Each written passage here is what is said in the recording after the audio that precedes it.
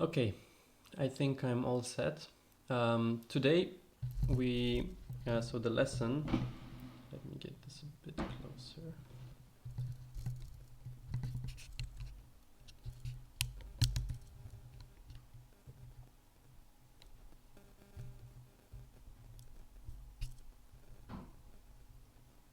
Okay, so the lesson of today is called uh, Counting is Crucial. Yeah, but it is not about endgame. So this is the type of counting um, that happens in the middle game. You probably have heard before that during a Go game, there come a couple of moments, maybe 2 or 3 moments per game, that are really important where you should definitely try to count. Uh, let's see, is the camera fine like this? Okay, this looks a bit better. Yeah, so that's pretty much what I prepared today. Maybe some of you know last weekend there was the Grand Slam qualification tournament that was played in Hamburg. That was last weekend. I participated there, and I managed to qualify for the Grand Slam. And some of the games were also broadcasted on KGS. So my material for today is games from that tournament. Some of my own games, some games that I watched, where I noticed these important moments that come where one should count, where we have to take a moment and see, do we have to invade, or can we just play and wait for endgame, or maybe it's not about invading, maybe it's about putting more pressure on your opponent, or simply playing safe. There's these decisions where counting can really change the entire flow of the game, and usually it just makes it simpler when you know what type of game you're supposed to play. It's also it feels more comfortable, let's say. Okay, so I got. All right, sorry, I just watched the messages now. So someone is saying that my volume sounds pretty low. I really don't know how to change that.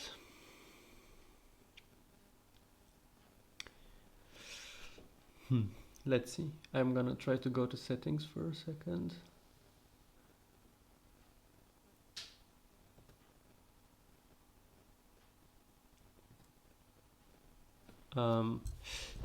Maybe I can simply be closer to the microphone.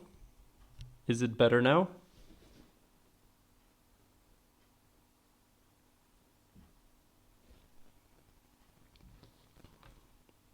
I will wait for someone to answer, to tell me if it's maybe better when I stay closer to the microphone.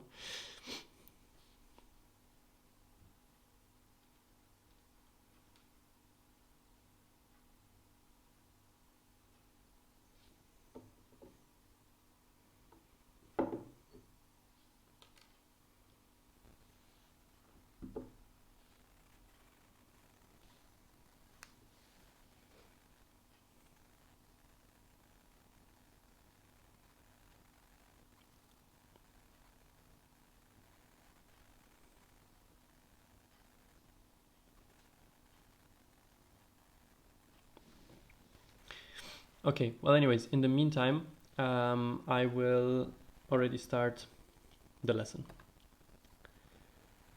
All right. I hope the volume is a bit better now.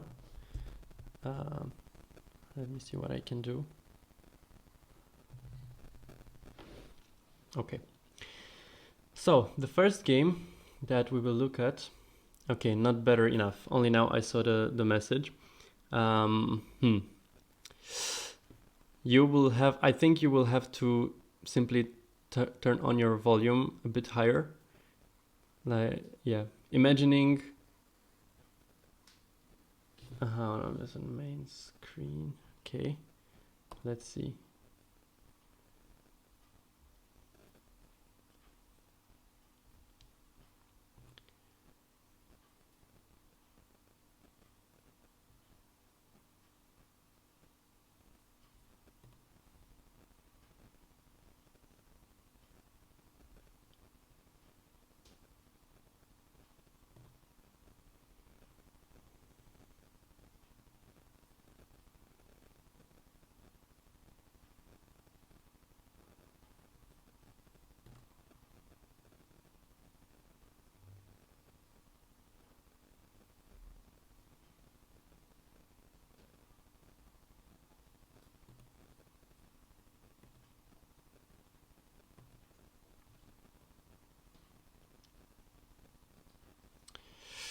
That would be great if I could find these.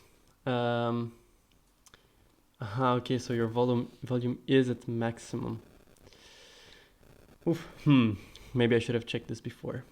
Yeah, I cannot find the sound mixer. That's the problem. Uh, oh no. Okay. Okay, then this problem has to be fixed. Definitely, if you have to lean towards the laptop, then okay, I see. I see. Okay, then let me see what I can do.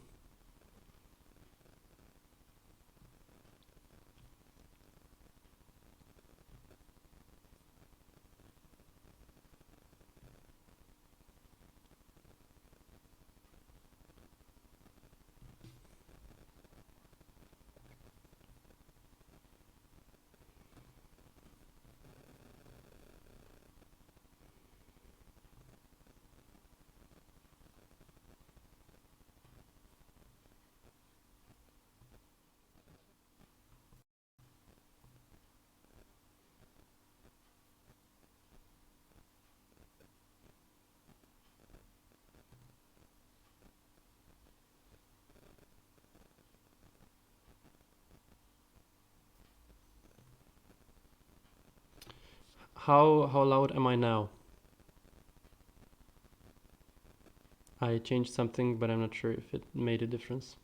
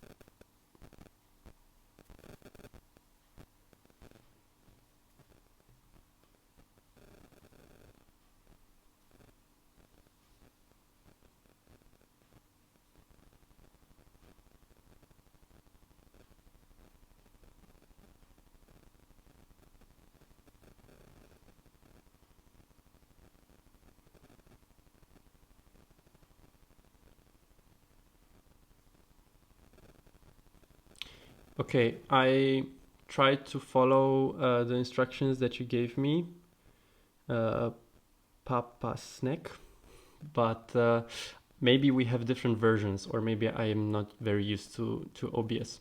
But it looks like for some people it's alright. Let's give it a try like this. If it's too bad, let me know again, and I will try again to change something. But for now, let's just go into it. Okay, so this first game that I prepared is a game I played against Dominik Bovis. He's 6th Dan.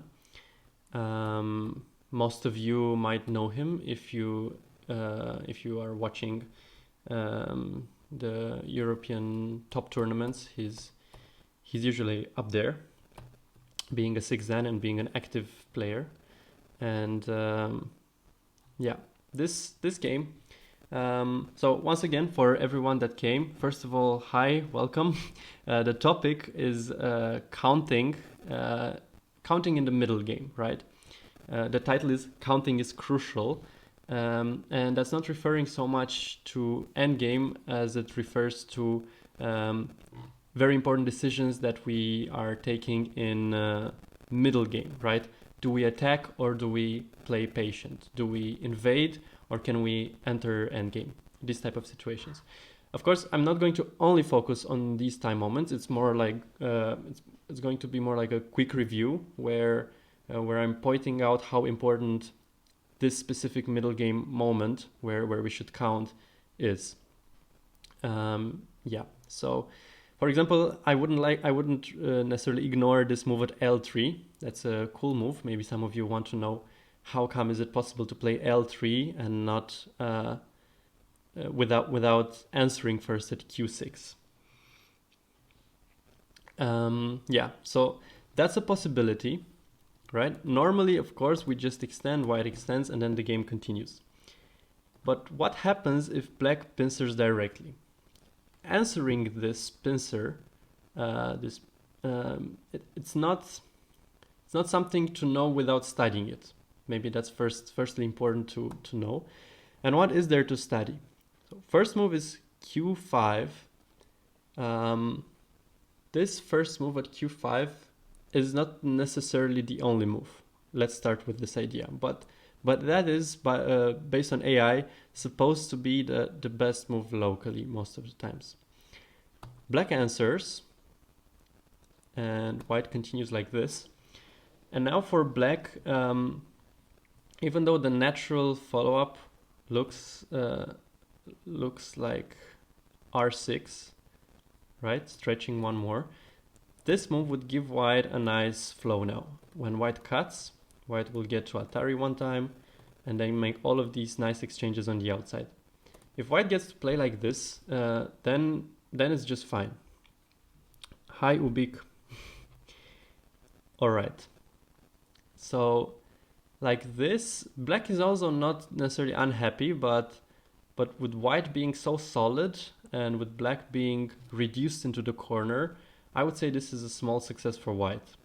So what black should do instead of pushing here, is to play this one first, so that white answers, and then even now stretching at r6 is not the best timing, because once again white can make these exchanges, then come from the outside again, and then make a good shape. Black has to try his best to not give white the chance to make any good exchanges on the inside. So the best move for black is actually just connecting here. It's one of these very weird moves. Doesn't make much sense at first, but as long as white has a cutting point to take care of, so white will anyways have to do something there, black now has the chance to connect without giving white those type of straightforward sequences to block black into the corner. Yeah. Anyways, black doesn't have to play this move right now. I think if there weren't any stones here for black, then black could have extended here without a problem. Haven't used KGS in many years. Yeah, well, for reviews and for these type of lessons, KGS is a very nice program, very nice server, because it has some tools that are very easy to access. I find it to be like that. I'm not even sure what would be the second server to use for this purpose. Maybe OGS. Fox is definitely not so easy to use. Maybe also Multigo. Multigo is not a server though, it's just an app. Yeah. Anyway, so okay, you can remember this as a Joseki. Push here, then play this one and connect. And what happens here is that white has a cutting point that he should defend, and then you can protect your stone at L3. This is a nice sequence to remember when you don't necessarily want to make a big territory in the area at A, but you're just happy enough to have a small corner at B, and to also make a base here at C, and to create this flying group for white, just like white has it now with D. In this game, I thought that if we would follow the classical Joseki, the classical sequence like this, then I like it, because I don't really see what white can do in the future using these stones of his. It looks more like a group that will have to live later. Yeah. Okay. Now, when I learned this, I think it was on YouTube. I also saw a video about this in I think Dr. Baduk's channel. He was mentioning that he doesn't really understand why Q5 is the best move. And this can often be the case when we look at AI sequences. Maybe AI understands or can play it well that way, but for humans, oftentimes other moves look more practical. And this is the second choice here that might make more sense for white. So it looks like white is giving up on those two stones, and that's what white is doing, but the balance of territory right now is very different. So instead of black making this 15 points corner, now white can make around 10 points in the corner, maybe even more. And these two stones at 03 and 04, they are not even completely captured yet. That's gonna be black's issue. Maybe black will try to capture them right away. That looks also like the right thing to do, but then, yeah, there's still a lot of agi. When white comes from the outside, white will get some good exchanges. Maybe in the future, even from this type of move might become center. Yeah, so you can choose if you ever run into someone that tries this early pincer, you can try this one or this one. Okay. Now let's continue. So this is just some joseki. I went for the cut immediately here, but he was planning to just give up those two stones from the beginning on. And okay, this is another joseki. I suppose I thought it's better for me because in that lower left there's a corner, there's a ko left, but that might not necessarily be true. Okay, so here I cut. I can also just skip everything, but maybe some of you want to see how the game went, as like the flow of the game, because the moment where one should count is coming soon. Okay, so it is here. All right. In this moment, we have the following situation.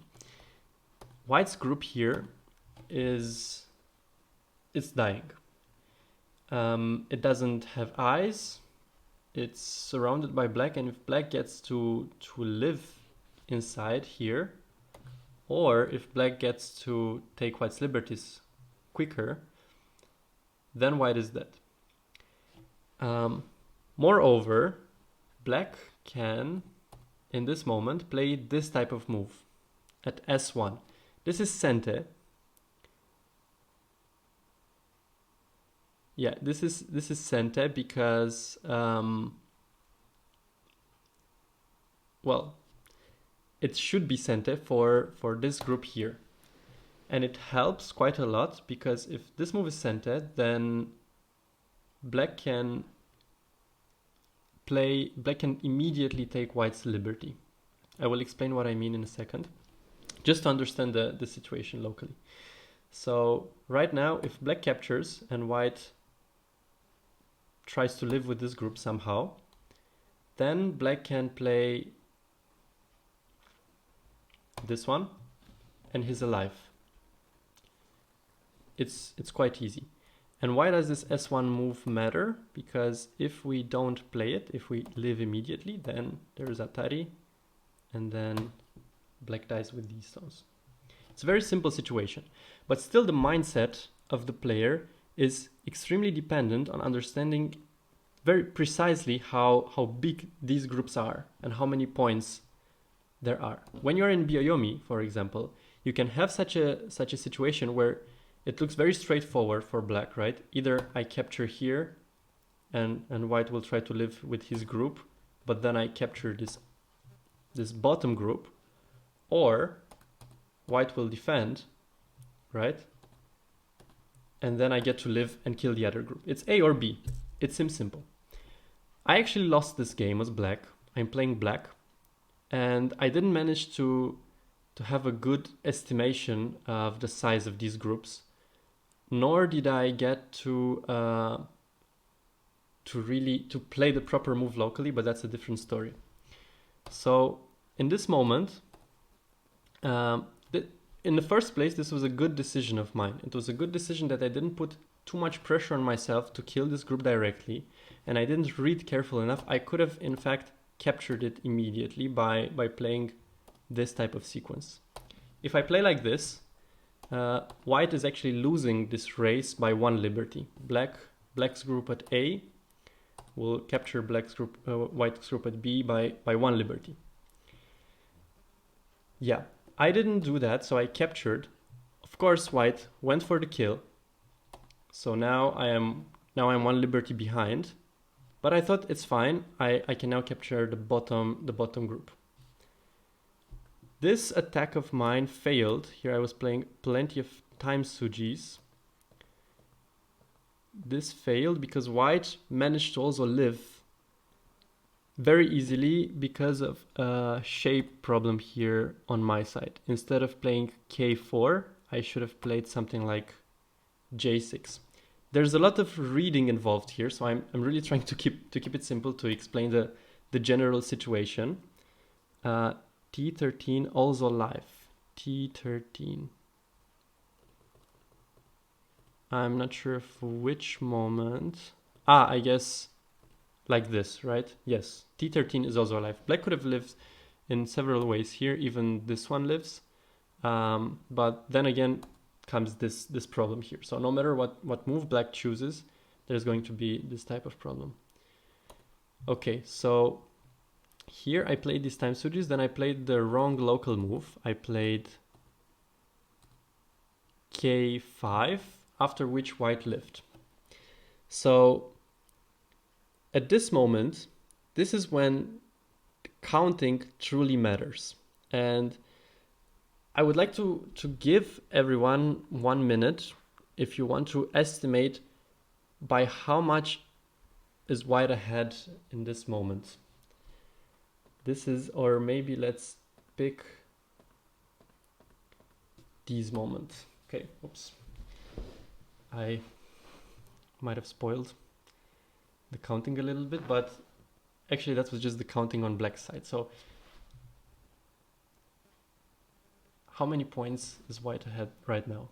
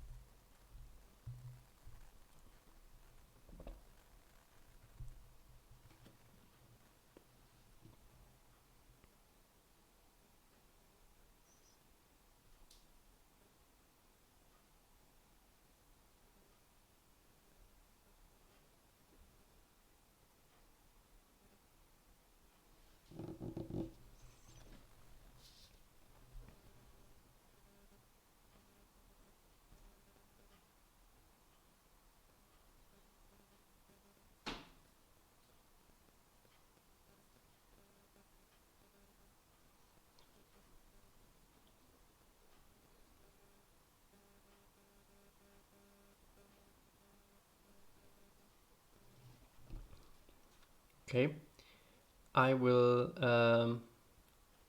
now show you my counting on black side first. So to make once again a small resume of what just happened, black had a really big chance of either killing the group at A or killing the group at B. Because I was short on time and I couldn't count the liberties 100% properly, I gave up the group at C, right? So I failed capturing the group at B, after which I also didn't manage to capture the group at A. So I failed. I had two failures, one after the other. Even after that moment, so ahead, no way. So someone is even saying that black might be ahead right now. So white is ahead by around 15-20 points. Okay, interesting. So you're counting about 75 to 80 points for white. And then you also have to count for black. But we can do that together. So, okay. At this moment, even though I failed with the plan I had for A and for B, it's not yet over, right? I thought. In this game, black still got really a big strength here on the outside with all of these outside stones. These white stones got weakened and there's still a cow in the corner. And moreover, on the right, there is a squeeze left, right? We have to take that into account and we have to see how much cash, solid cash, is white truly ahead. All right, so someone is saying 80 without commie and black has like 40 cash, white has 70 or so. All right, let's see now my counting. So my counting for black is, let me see, about 50 points. Is that right? Yes, I counted 50 points. The reason why I counted 50 points is that all of these moves here will be filled by black. So black will get to play all of these. This is squeeze. White will have to play the moves inside. And because white gets to play moves inside, black will capture. One time he will capture 4 stones. The second time he will capture 3 stones. So yeah, I counted those as points for black. So I counted a total of 5 points there, and the rest I added for white. So in total, black has 50, and white has about, how much did I count? Let's see, 75, 76, 77. So for white, I counted 77 points plus commie. Those 76, the 77 is like 2 eyes, right? If considering white will live with that group. So white is right now ahead by 33 points and a half, if we count commie included. Yeah, if I would have been able to calculate accurately in this game, my strategy wouldn't have been the same as what it was when I played the game. Because after I failed capturing the groups at A and B, I also failed having the right mindset from this moment on. Right now, the only chance for black is to capture either the group at C3 and then also have a very good endgame, or to capture the group at C8. Honestly, I'm not even sure if capturing the group at C3 would be enough. It's barely enough. Yeah, but capturing the group at C8 is a very clear target, which I very quickly gave up on, thinking that, yeah, for example, here you can already see how I'm giving up on this plan, because if I truly wanted to take the eyes of this group, I would play like this. That's taking the eye on the left side. I didn't do that. In this moment, white already has half an eye on the left side, and after white jumps here and plays this Atari, it's basically impossible to kill this group. So yeah, my counting ability from the beginning on, from the moment in which I decided to give up on the group at R12, was wrong. It was wrong, and it was a wrong estimation of how big that loss would be in case white manages to live with the bottom group. And my plan further away was again simply not putting almost any pressure on white. White just had to live with this group, which he did instantly, and no matter how many points I got in endgame, I got quite a lot of points in endgame, I was still in the end 10 points behind. Yeah, for me this was really a good lesson. I thought about this game after playing it, and I realized how much Go is not about well, at least these type of games are not about killing or not killing, even though we are talking about such big groups, but it's about really managing to estimate the size of these groups and seeing what the next step is. If I would have put more pressure on the group on the left side, there might have been a chance for me to capture it, because we were both in Byoyomi and I had really a lot of stones on this line of strength here, which would have definitely helped to keep white closed and eyeless potentially. Okay, I think I talked quite a lot about this game. There's also some other, maybe more interesting games, which I'm going to not talk so much about. I'm just going to give you the position and I'm going to let you count. Let's see. Next game. This is a game I played against Cornel Burzo, 6-dan player from Romania. By the way, both Cornel Burzo and Dominic are also qualified for the Grand Slam, which will happen next week in Niš. So yeah, enjoy watching those games. Some of them will also be broadcasted on KGS. Yeah. Okay, so let's see. We have this moment. Oops. Okay, let's see. Black just played h4 and right now, oh wait, white also answered. Wait, white answered after this move at h4. White answered with h3.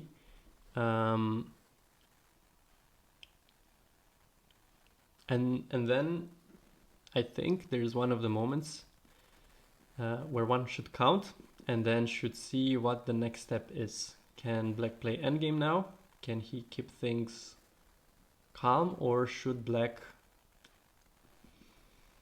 play more aggressive?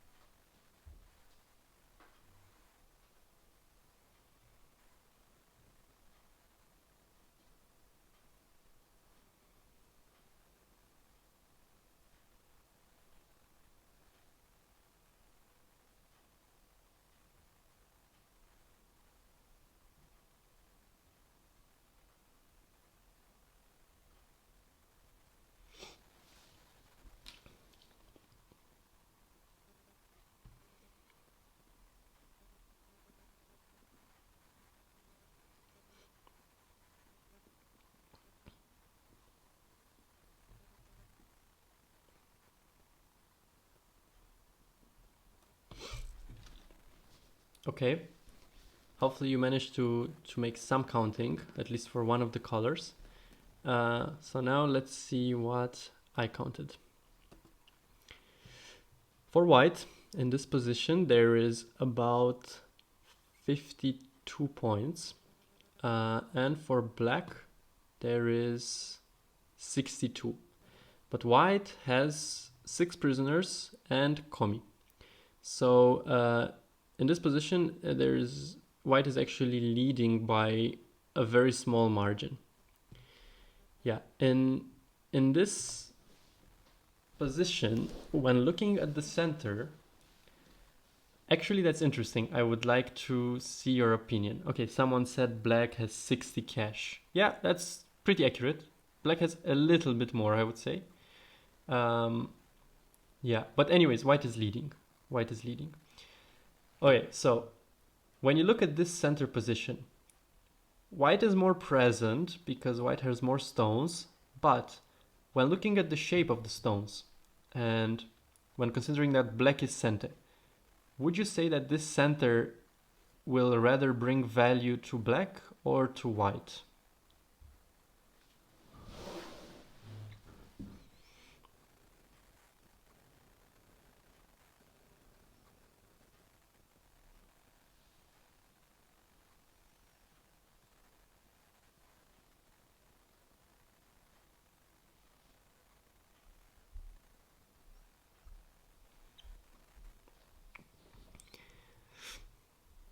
I think that I thought, at least during the game, that because white is not yet alive in the center, and also I have 2 stones here, I descended with both of these stones. this game should be in my advantage.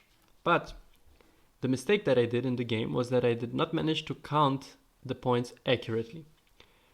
Now, when I showed you my counting, which I think is much better than the way I counted in the game, it turns out white is ahead by maybe 2 points or 3 points without counting anything in the center except for these 4 points on the right side for white. But if I start by jumping here and then by trying to maybe separate white stones and force white to make a living shape, and then also attack the stones on the right, if I try to create a bit of chaos in that sense, right, actively attacking, it's, I think, very likely that black will end up making another 10 points in the center without trying too hard. I think if you check with AI will think otherwise, especially because AI is usually not worrying too much about invading stones. So if we look about these center stones that white has now, or wait, maybe I used the wrong word, not invading stones, but well, AI is in general good at living, let's say. That's what I mean. Yeah, white wouldn't worry in this case scenario, but I think it's definitely not easy to find the proper moves.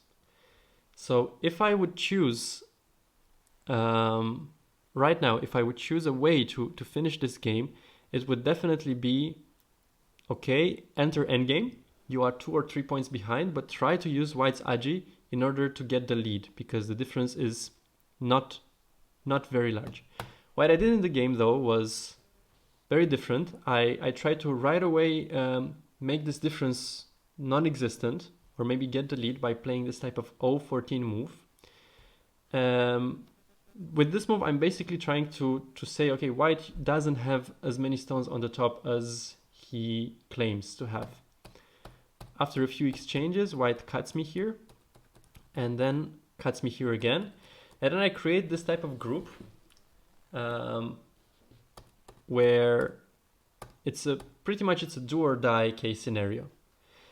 And you should create a do or die case scenario. If we compare to the game that we just had, the game I played against Dominic, you create a do or die case scenario when you are significantly behind, when you're 30 points behind, when you're 20 points behind. Or when the chances are highly in your favor to live or to die, when you can clearly see a sequence that leads to this type of situation.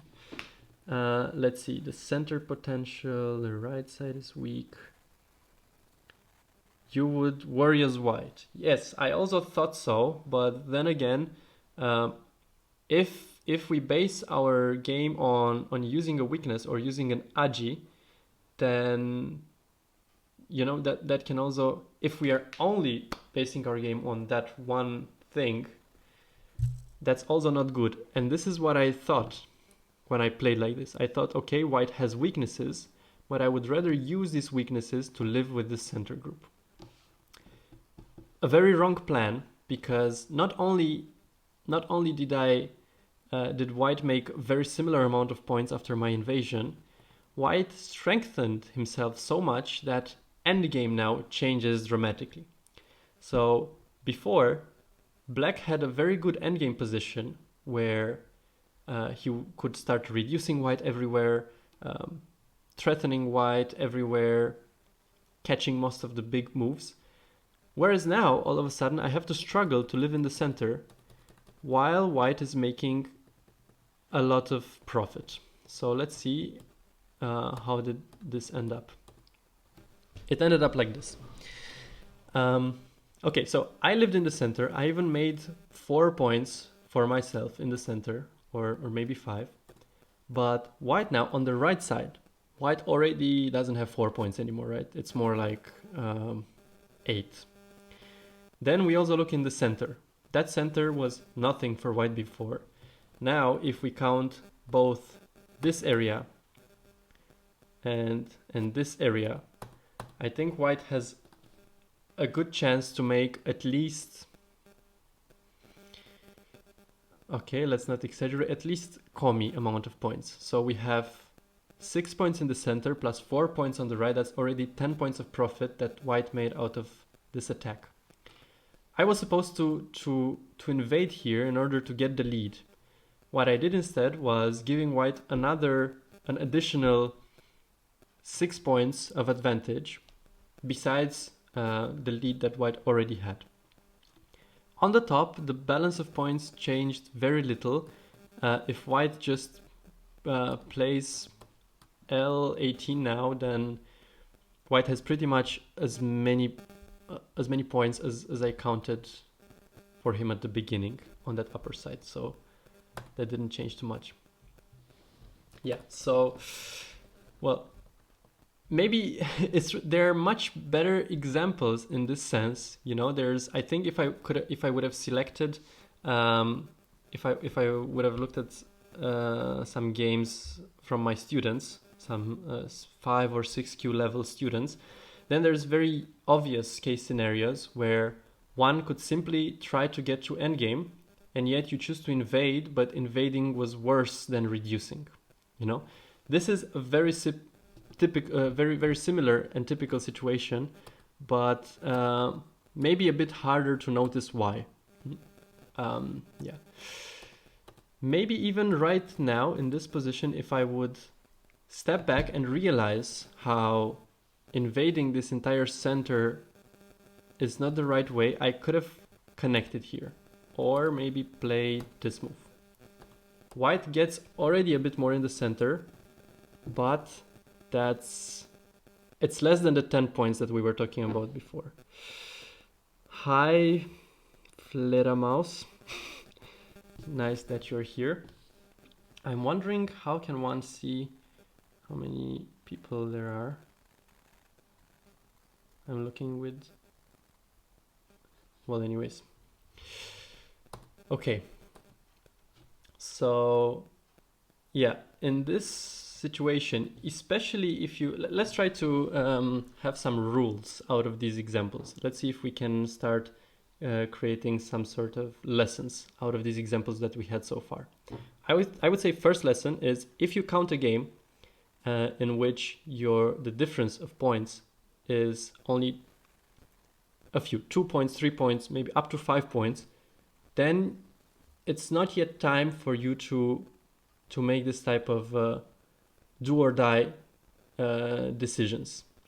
It's not yet time for you to invade and to create an unfavorable situation that will very likely end up with you losing a group. Yeah, because chances are that even if your invasion is successful, or if something that you do is successful, you will have to give other things on the way, and then you will end up maybe in the same situation at the end of the sequence. Keep calm until and try to get first try to do the type of risky moves that gains you 1 point or 2 points or maybe 3 points to get the game closer. Second rule, we had a completely different case in the first game, would be if the difference is over 30 points, then definitely don't try to finish the game and play endgame.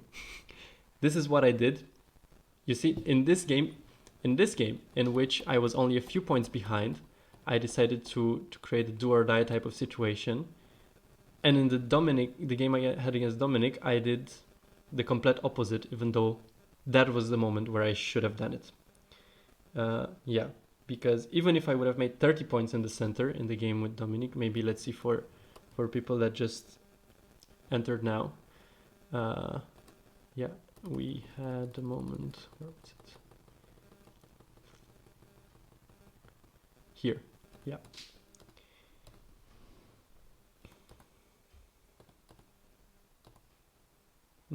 Yeah, so right now, after counting, it's, I would say, extremely obvious that black cannot win this game by points anymore. The loss was too big, and black has to try to kill white on the left side. Yeah. Okay. Do you factor in who has Sente? you would have to tell me which specific situation you mean. Yes, Sente is very important. Actually, I think if Antti would have had this lesson, he would have most definitely put so much accent on who has Sente, because something super nice that I learned from Antti is the value of a move, the average value of a move, let's say, right? There is some situation, of course, where one move can be worth anything, but on average, we start from the value of 13 points, right? So at the beginning of the game, if black would say pass, and then white would play the first move, white would play the first move while having komi. The equivalent of black playing the first move and him having komi instead of white, right? So we have to minus 6.5 points from white and add 6.5 points for black. That makes a total of 13 points. So passing one time values 13 points. This value gradually decreases until endgame, but not by much. It's amazing how little it decreases. So from the first move up until middle game, right? Because when we start middle game, we still have moves that are worth like a monkey jump. 7 points, 8-point moves, 9-point moves. So from the beginning of the game until end game, it decreases by maybe 4 points, the value of the average move. So if we manage to get Sente out of a sequence, and then it's our turn instead of our opponent playing that move, then already we can use this a lot, right? We can count, for example, let's see, maybe in the game with Cornell there's a better example in this sense. Right, so here, for example, white can think about this. If I defend here, I defend and it's black's turn. But could I maybe do something else? Is maybe playing another move that is likely worth around 12 points more worth it than me defending there locally? And then if black chooses to play there and attack those 3 stones, then maybe, well, first of all, those 3 stones are not even yet captured, right? White can still connect like this.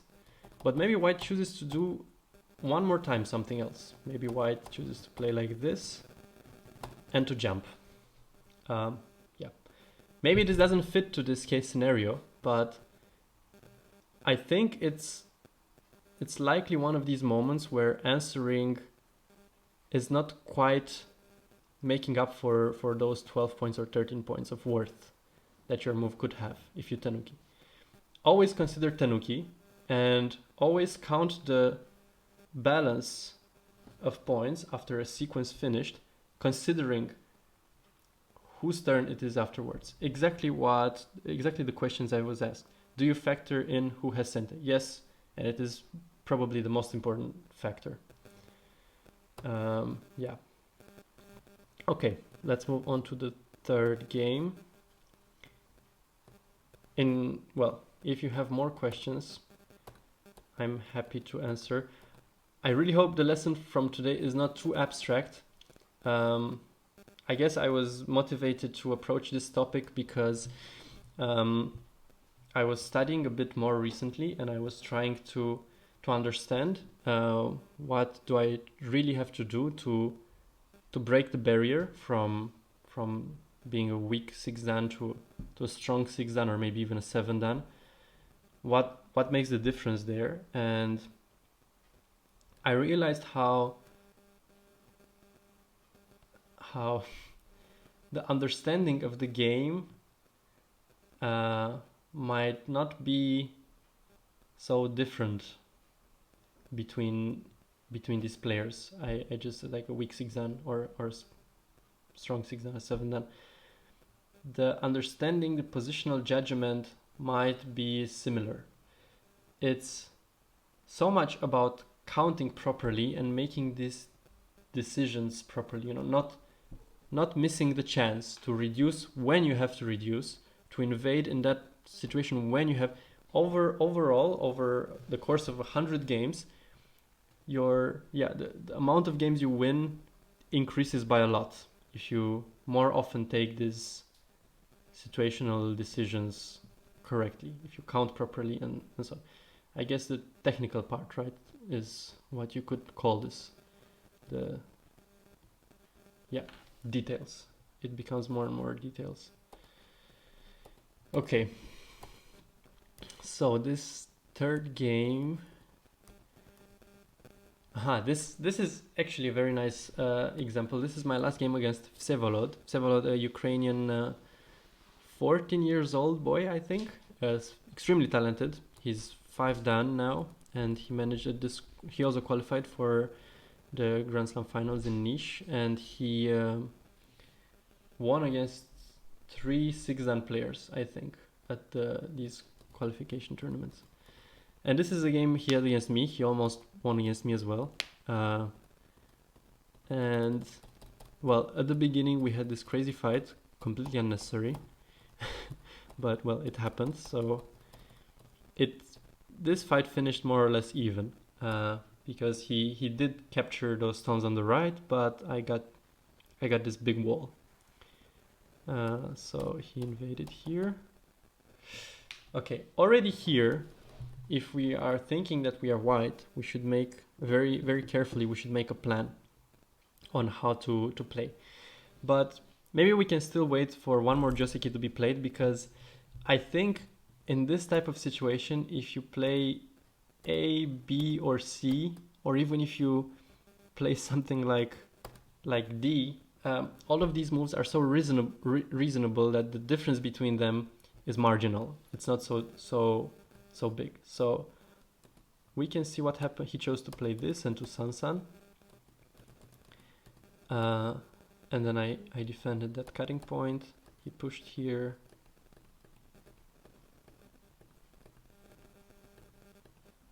Yeah, that's it. And here we are. So in this position, I knew that the game is probably a bit better for white because of the flow of the game.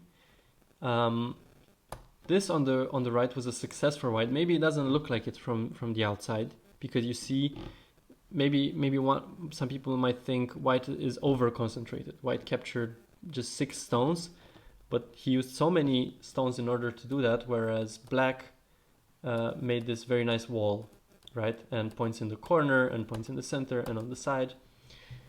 Black should have definitely done more than just making those points, because we are talking about a game where white already has 2 big corners, and there's a 3rd big corner now in the lower left, and A, and Komi. So, and white even has Sente now, right? I have to capture these 2 stones. So in the game I made 72 points. That's a lot of points, but when we count white has around 68, 69 points already of solid cash. Plus Komi, that's over 70 points. And white continues to have potential. So white already has more cash than black. And moreover, these 3 stones are weak. I think if white throws a move at P13, it's also not extremely comfortable for black. So even though it might look like black can make some points there, it's very, very difficult. 82 points of cash. It's likely that you are counting 82 points of cash because you're thinking that black should make at least 10 more points somewhere else on the board. And that was the mistake that I did. That's what led to me almost losing this game, because I counted the points on the bottom. I counted over 70 points. I thought white doesn't yet quite have 70 points on the board. So I should be fine. I should be fine entering endgame without doing something crazy. And I can catch up more slowly. Yeah, white somehow managed to lose. You see, but that's very interesting that you're saying that white somehow managed to lose, because in my mind, this was a very even game. Usually, if you ask me in middle game who's ahead and I count and one of the players turns out to be ahead by 2, 3, maybe even 4 points, for me that's not going to be game deciding. I'm never going to say, oh, white should win this game because white is 3 points ahead. That's never going to be what you will hear from me. I'm going to be, okay, let's see. In a few exchanges, I might count again. It might turn out that the game is even all of a sudden. So it's very important to keep calm, I think. Very important to keep calm when it's not yet.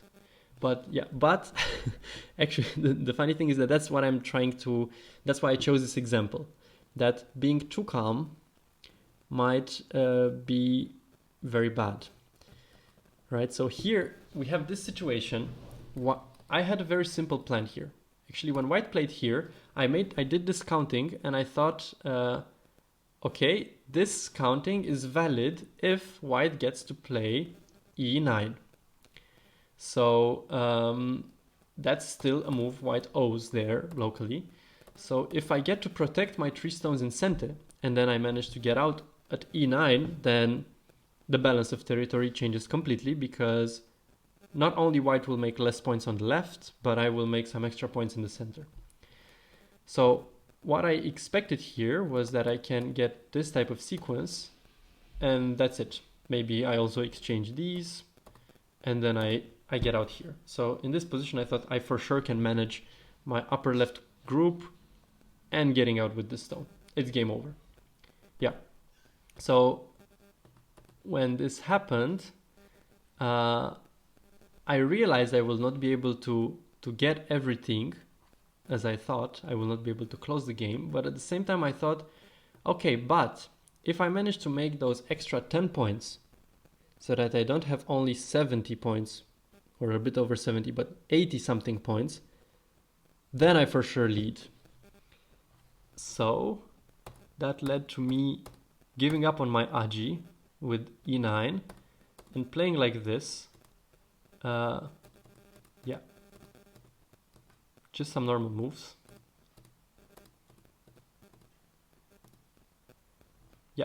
And we end up in this situation where the truth is that black is behind by Komi, and that's it. So Komi in this type of position where it's already very close to endgame, to not early endgame anymore, right? After I protect this group, the center, it looks like the center is still open, but that's pretty much neutral, a neutral area. So we have some endgame on the right, some endgame on the left. I can mark it, something here, something there, and that's it.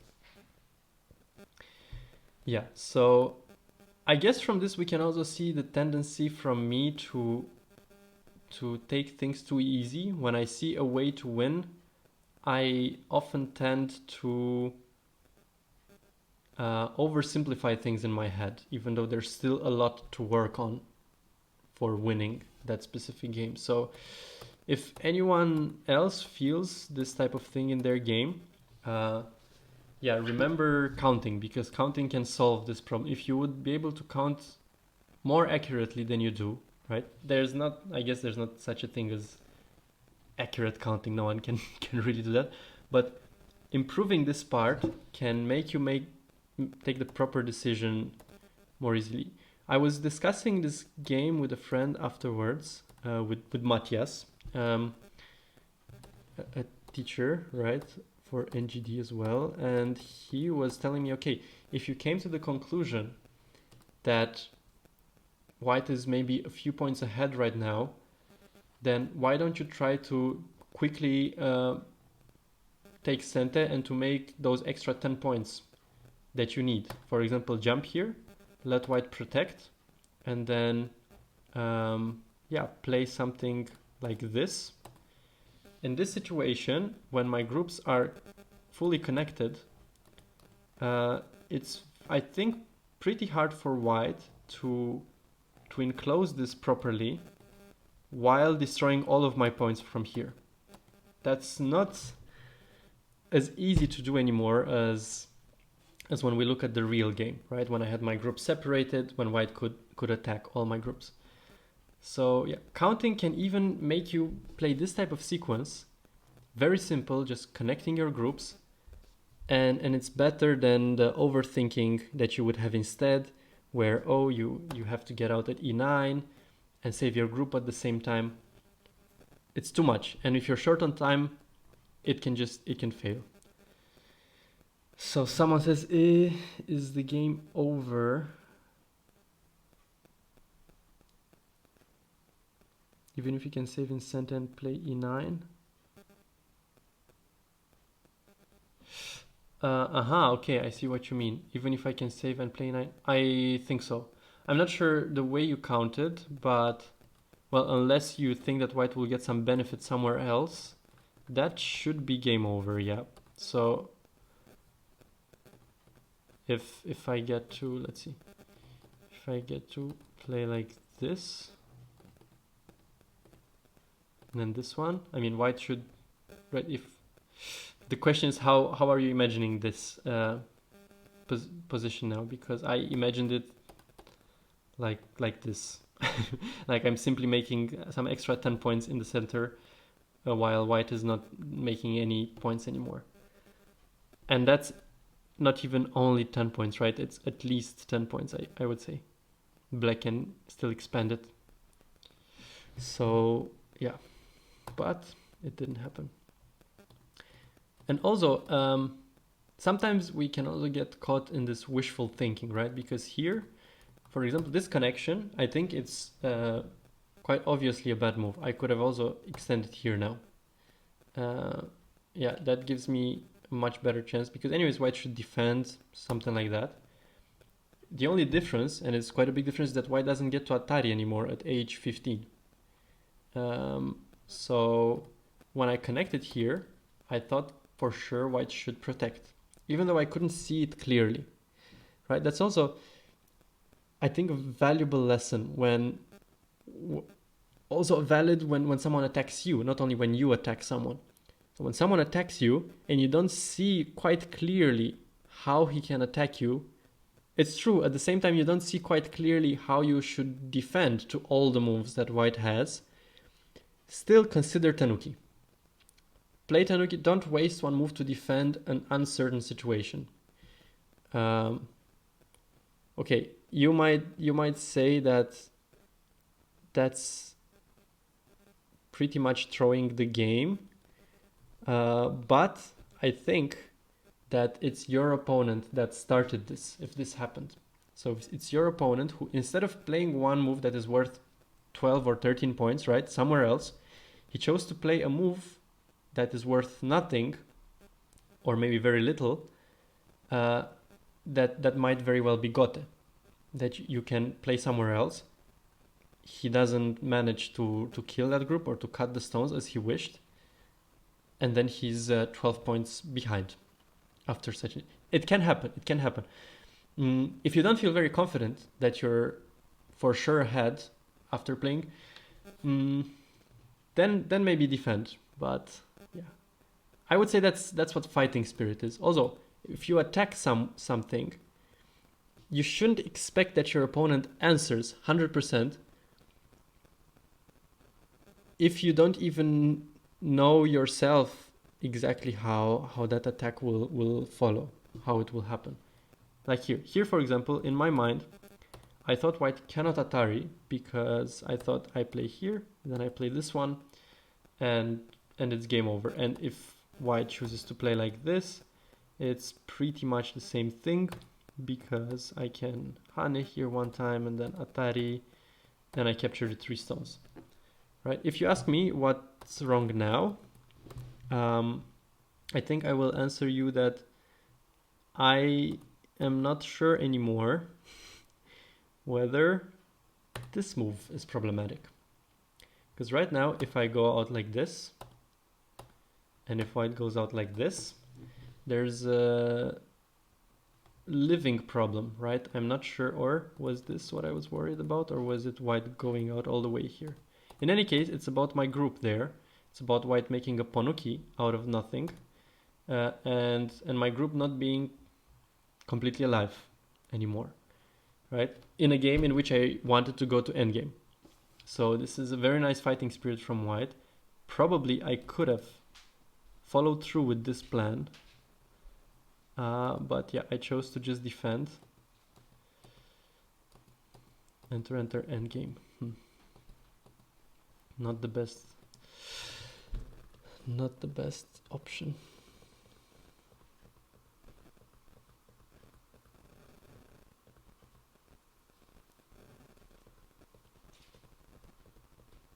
I'm wondering if there was another moment where counting was relevant in this game. I think maybe here, this ko was not very good for me. Maybe that's another moment. Yeah. So here the game is not that bad for black, right? Nothing changed too much. In fact, I can still aim to make those extra 10 points. If I make some more points here, I already have points at A together with the points at B. It most likely is still a close game. So playing this type of ko that for which is not clear that you have more ko threats can also be too much. Okay, let's see what other example I chose. So far we had only my games, right?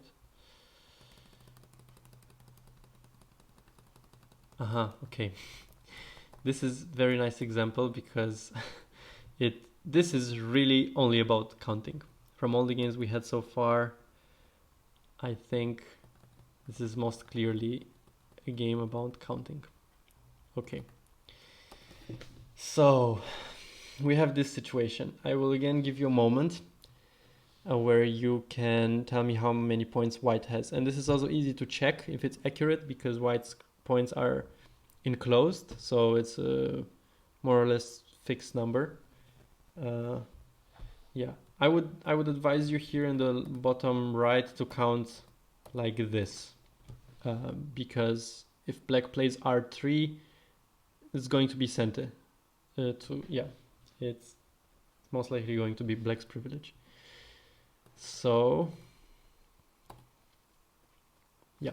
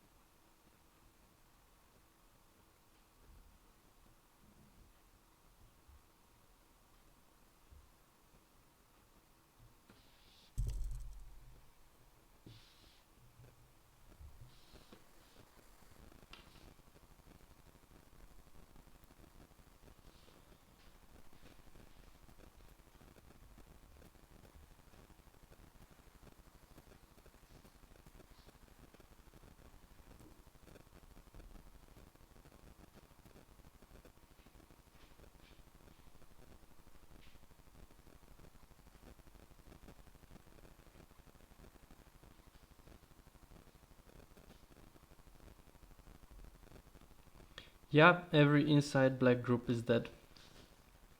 That's true. I also didn't notice one comment from before that someone said that black's groups from the previous game we looked at weren't points. They were weak groups. They were, I would say they were in the middle because none of the groups had any chance to die. But at the same time, if black just tries to survive with them, then white will get a clear lead.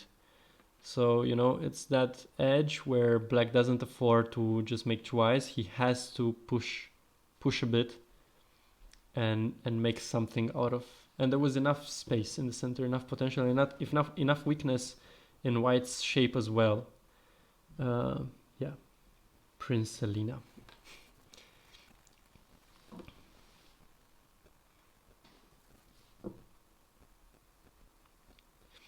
Prince Selena. Is that I'm not sure if that is a female or a male, actually. So, well, I'm not sure about most of the people, in fact, by name.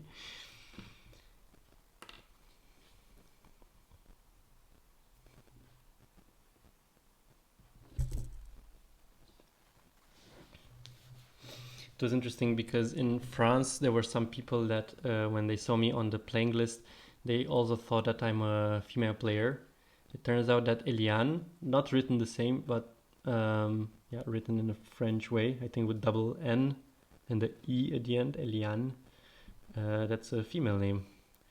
So yeah, they would often expect a girl at the table.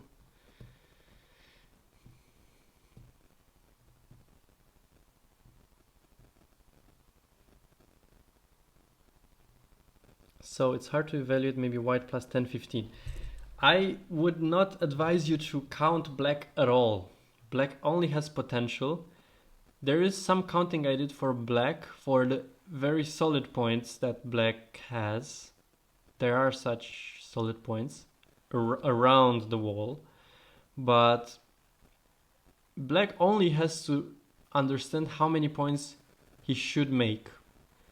That's the only thing black, right? Because if the game goes into a direction in which black makes only 40 points out of this center, then he's clearly behind, right? Okay, so white has about 84. Let's see. Okay, my counting is like this.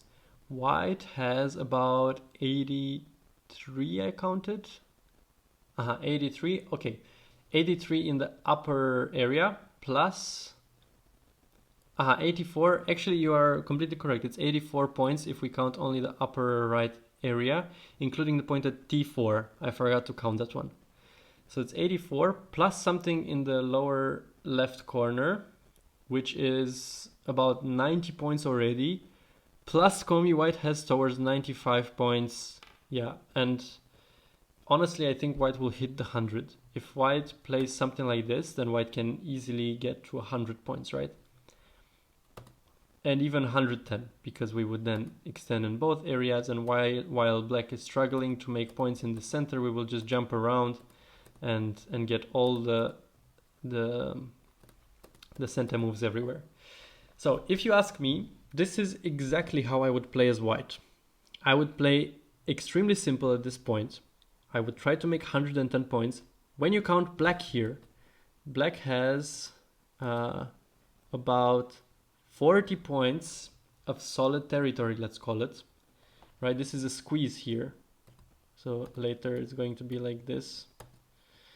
But that's pretty much it. And maybe R3 will also be sent later on.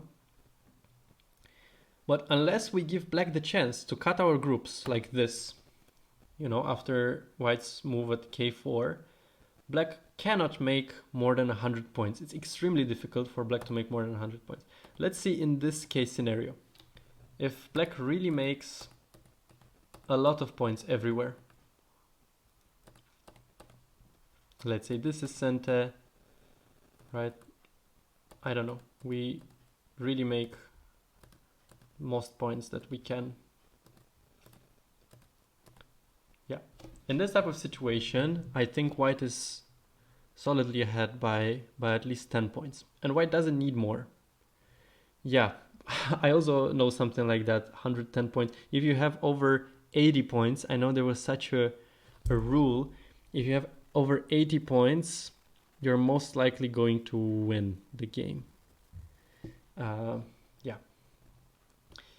Anyways, black has maybe over 80 points, but this is a case in which the rule doesn't work because white has 110. So yeah, I think this is the most typical case where we can see a bad outcome of not being able to count and estimate properly, right? Because white definitely played K4 because he couldn't really see whether he's ahead or not. If he knew that he's at least 10 points ahead, no matter how many points black takes from this center, right? In a realistic fashion, of course, we cannot expect black to enclose white, for example, here in the corner and get everything in. That's never going to happen, right? If black plays from one side, white will keep extending. Then white will try to play Kosumi, try to jump here. It's insanely hard for black to actually make two very big territories on the left and on the right. The way this is gonna go is that black makes maybe a huge territory here in the middle, on the right side, and some decent amount on the left, something that he would have anyways done even without trying too much. You would be bold enough to play g4 as white or as black?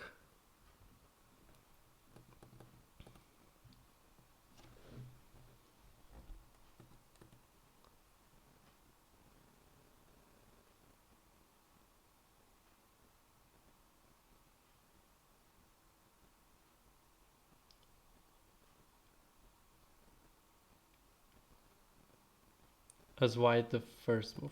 Aha, to try to get a little bit more. Yeah, why not? To be honest, I'm the type of player that in this type of situation wants to keep everything so simple. I would even be a bit afraid to play f4. Even though, okay, f4 is definitely among the moves that, yeah, are still very safe.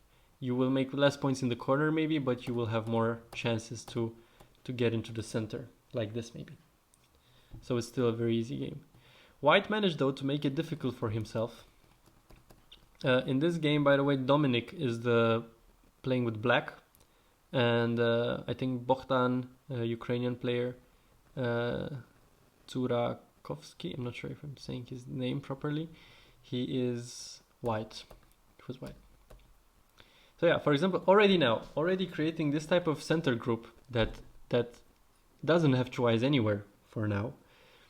It's a situation I wouldn't ever get myself into, and I think if black wins this game, it's a deserved win. It's not like black was lucky or something. You know, I would even expect that some players, after capturing this group and those stones, would think, oh, now I can win no matter what. It's game over.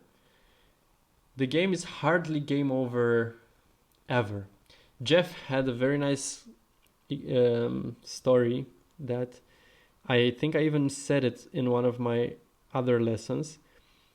He was asking, when does one resign, right?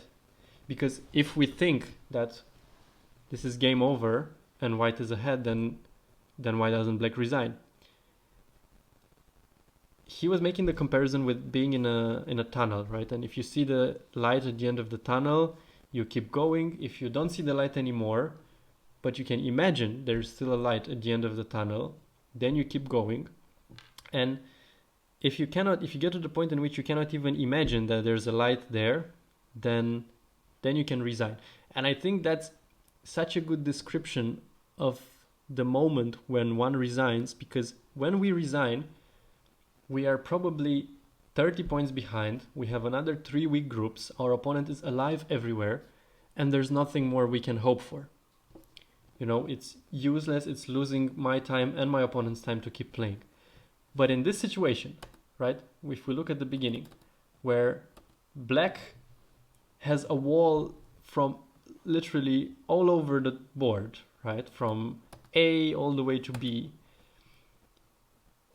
even though it's a clear loss, right, even if white would now sacrifice the stone at k4, I think it's a clear loss. If white would start playing like this, right, I think even this game is not losable for white anymore.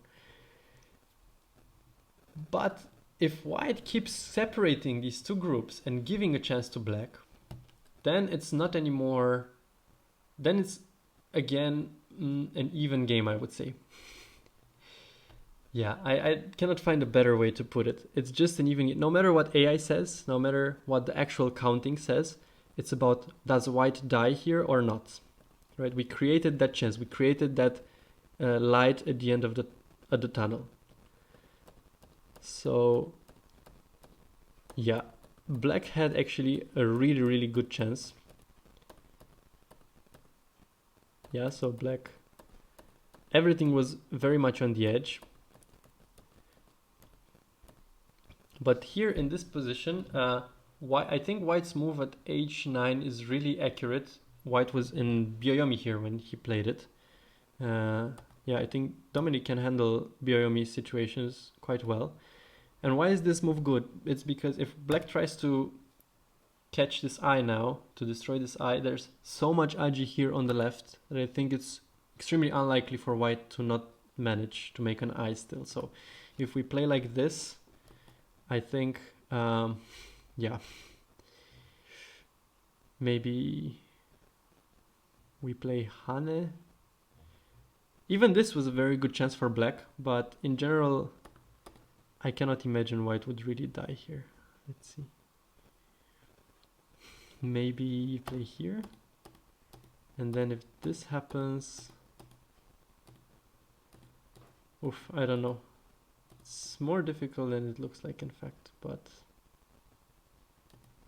And then these moves are sente. Maybe this even was a very big chance. So you can already see what huge trouble white got into, but I think even a more clear chance that black had was after black defended here. White's plan was to first play this move in sente, and then after black defend to make the eye. And yeah, otherwise white wouldn't have played J10 if this was not his plan. But he, I think, forgot it for a moment and directly played here. And I actually don't see a way for white to live in this moment, right? We should not forget once again that these are sente. So with these moves being sente, if this, then here. If this, then here. And it's so hard to make the second die. Walls everywhere. Yeah. I think that it's good for people. Okay, wait, let me see. I had a disaster game like this in the league. Yeah.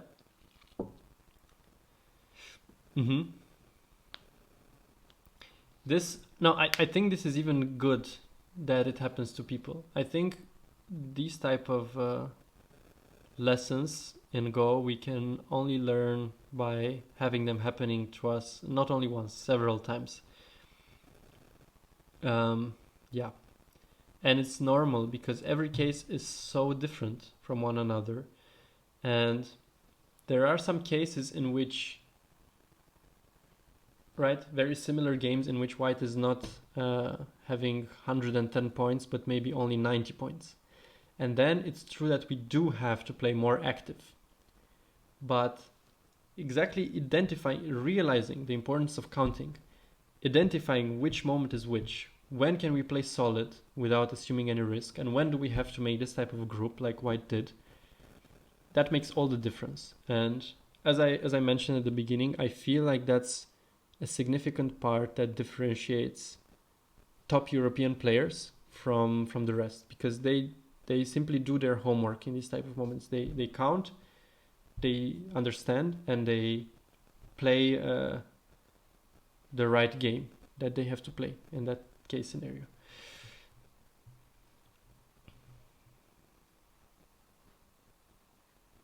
Perfect influence. Yeah, this is truly a perfect influence situation. It's a pity that in exchange black had to give about 100 points. But yeah, having a wall from the upper left corner down to the upper left corner down to the lower right corner is, I think, once in a lifetime or 2 times in a lifetime case scenario. I would be actually quite excited to play this game as black, unless white plays this move next and I realize that there's no chance I win, right? If I see this move, I would start being excited and thinking, okay, let's go. Let's see. What do you do after I separate your stones? Which is pretty much what black did. Yeah. Yeah, I think this was a very cool game, and I think it was a pity that black didn't manage to seize the chance here, because white really managed to give this chance. I would say about Dominic really he fights well and he plays well locally, but I think this is, for example, something that he might miss, because even in the game that I played against him, the one I showed you, I think up until the end of the game he wasn't sure that he's leading, even though he was 10 points ahead. And he was, just trying to play the best move, which is a good thing. It's good to try to play the best move always, but sometimes this might, playing the best move, right? It can make you play a risky move. It can make you play a move that you don't have to play it. Where is it? Here, right? Let me go to it. It might be the best move. He might have genuinely thought this is the best move. It might even be the best move. But in this position, this is the only way where black still stands a chance. So at which rank should one start including?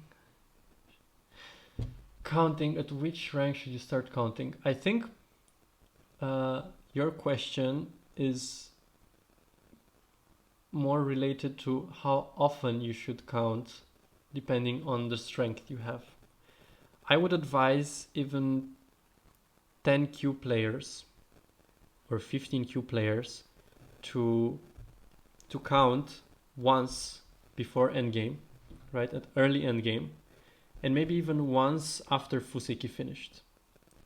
That it's for sure not going to be an accurate counting, but sometimes these 15Q players are so obviously behind by 40 points sometimes, and they just finish the game losing, maybe not by 40, maybe by 30, but without trying much, right? And if you manage to, it's at that point we are not even talking about counting that much as we are talking about estimating who is by approximately how much ahead, right? It can help because it tells you, counting tells you, should I invade, should I push hard, or should I defend everything? And that this stays the same up to whatever level, up to being a professional player.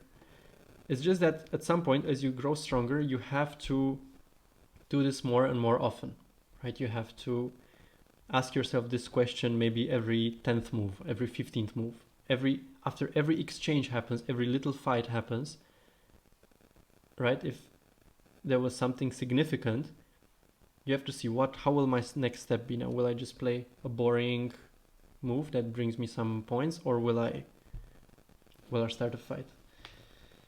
Yeah, okay.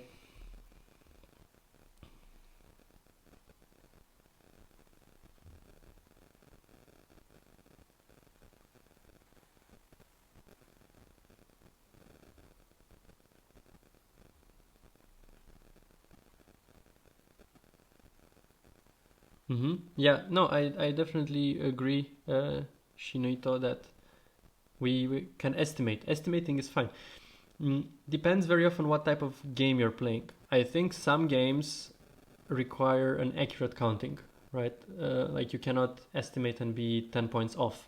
Even in this game that we have here, White has, how much did we say? 89 points right now, plus Komi 95, and if White makes more points, you can say White has over 100.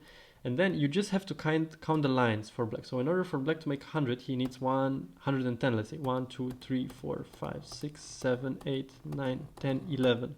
So in order for Black to have the same amount of points White has, Black has to make this square, this huge square of points.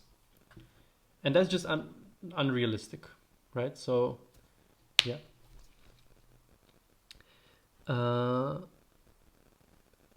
So let's see. How do I do it when I'm under time pressure? That's a very good question. I have to admit, when I'm under time pressure, that's when I make mistakes because I cannot count properly, and that's what gave me a lot of thought after the past tournament that I had the qualification tournament for the Grand Slam. Right, I lost, for example, this game against Dominic, and in my opinion, it was because of my lack of skill to count accurately. Also, my local reading, I could have just killed that group at some point, sure, but the way I played it afterwards, after I made that reading mistakes can happen anytime at whatever level. I think that's how I see it, and that's why I think counting is more important. On average, it will help you to win games more. And I cannot answer how to do it when you're under time pressure. Just practice counting quicker, I guess. That's the only advice I can give. When I was training with Kim Young Sam, that's pretty much what he was telling me. I was asking him the same question. How is it possible? He was telling me, in this game you should have counted here. You should have seen to play this and that. Okay, but I had only 20 seconds per move, or maybe I was in my last period of 30 seconds. How I didn't have time. And then he always looked at me weirdly, in the sense of, okay, then you have to try to count quicker. That was his solution. So yeah, but if you counted during the game, you shouldn't end up in this situation where you have to count a new position under time pressure. So if you counted a few times during the game, you should remember, you should know the points balance. And if some exchanges happened, you should quickly make the difference. Okay, here in this territory that I counted before, now I have 10 points less or more. You will be more or less there. Yeah. And there's also what Koreans call hangma, the flow of the moves. I guess I'm using that more than trying to count super quick when I don't have time. If I counted at some point during the game, and then the flow of our moves seems balanced, I take something here, he takes something there, it looks like we are both playing reasonable big moves, then my conclusion will be by default that nothing changed from the last time that I counted. Yeah. Do it over multiple periods, of course. Yeah. Play some time sujis. Sometimes it can be worth it. Sometimes it can really be worth it. Sometimes you have game deciding decisions. Do I invade or not? You are in Byoyomi. You cannot really... Don't just hurry and take a decision. Maybe you have some time sujis. Maybe you can play a few times somewhere and you will count quickly. You will see you don't need to invade. It helps the game much more than taking a rushed decision and throwing in. We can count part of Goban on each Byoyomi.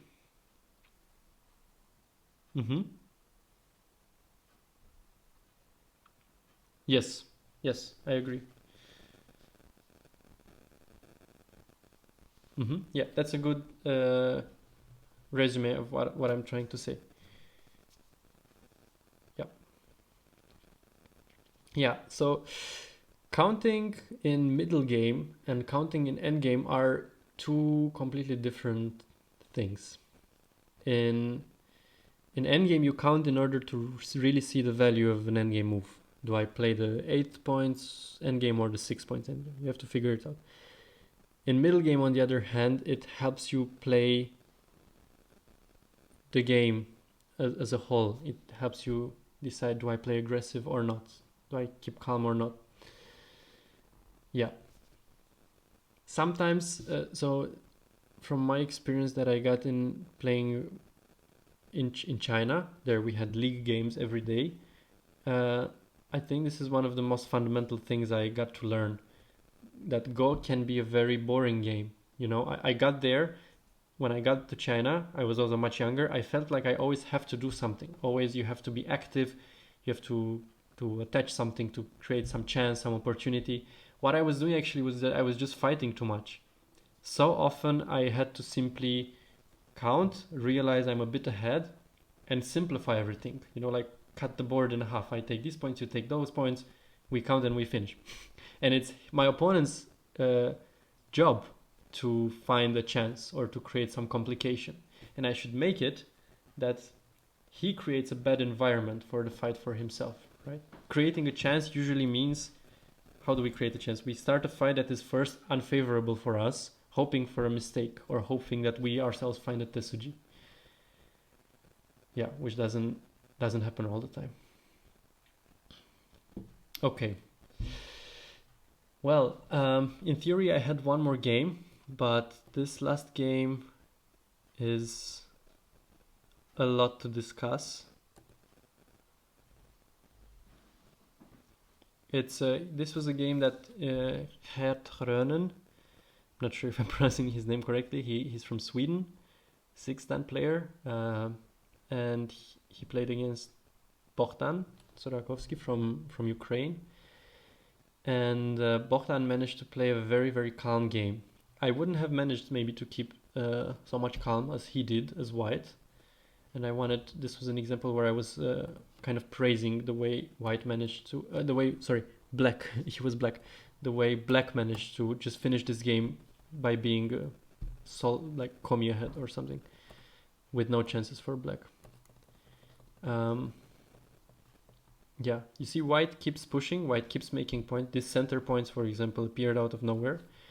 But black counted accurate enough to realize that, okay, B minus A, so while white made points at B, black made points at A, in the end white didn't make too much in this entire center. So black was still solidly ahead. Yeah, it's a hard thing to do. But once you get to have this skill, of counting properly, it's game changing. Yeah. Okay. I will finish for today then. Thank you so much for watching, everyone. We had some interesting conversations. And yeah, I wish you for your next games that you can find time to count in those important moments of the game. And well, I wish you a very nice holiday period. Yeah, enjoy your games of Go. And see you next time. Ciao. Goodbye, everyone. Bye bye.